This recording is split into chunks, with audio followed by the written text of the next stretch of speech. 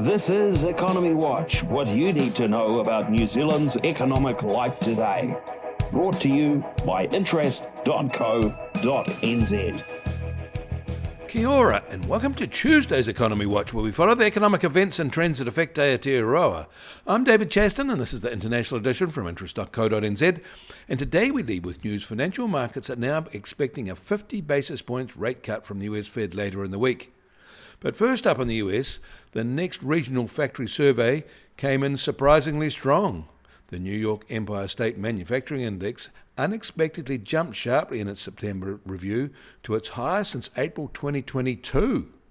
A key driver was new order growth. Also coming in better than expected was Canada's July manufacturing levels.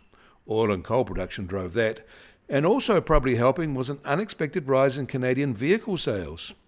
But that monthly gain only limited the retreat from a year ago to 1.1%. As regular listeners will know, Canada has had long-standing housing and affordability issues. Today it loosened some eligibility rules for first-home buyer access to insured mortgages. But this is a demand-side move, so these changes are likely to have unintended consequences of adding more competitive pressures to already stressed markets. In China, the typhoon that hit Shanghai yesterday has come at a tricky time for China and its financial capital. Delayed and cancelled transportation connections will have undermined their Mid-Autumn Festival holiday spending in the region. In Australia, the ASX 200 closed at an all-time high yesterday, fueled by bets the US Fed would cut interest rates by 50 basis points on Thursday New Zealand time.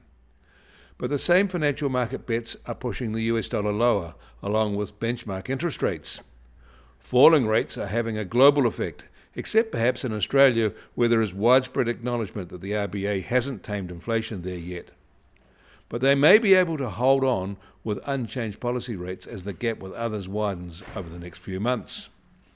Interestingly, financial markets are also betting heavier that the next RBNZ rate change on October the 9th will also be a 50 basis point cut. The US Treasury 10-year yield is now just on 3.63% and down 3 basis points from yesterday. And the price of gold will start today at $2,581 an ounce and up $3 from yesterday's high. And oil prices are up $2 at $70.50 a barrel in the US, while the international Brent price is now just on $73 a barrel. And the Kiwi dollar starts today at 61.9 US cents and up 30 basis points from yesterday. Against the Aussie, we're unchanged at 91.8 Australian cents. Against the euro, we're up 10 basis points at 55.7 euro cents. That all means our trade-weighted index starts today at 69.5 and up 20 basis points from yesterday. And the Bitcoin price starts today at $57,987 and down 3% from yesterday. Volatility over the past 24 hours has been moderate at just on plus or minus 2.3%. You can find links to the articles mentioned today in our show notes, and you can get more news affecting the economy in New Zealand from interest.co.nz. Kia ora, I'm David Chaston, and we'll do this again tomorrow.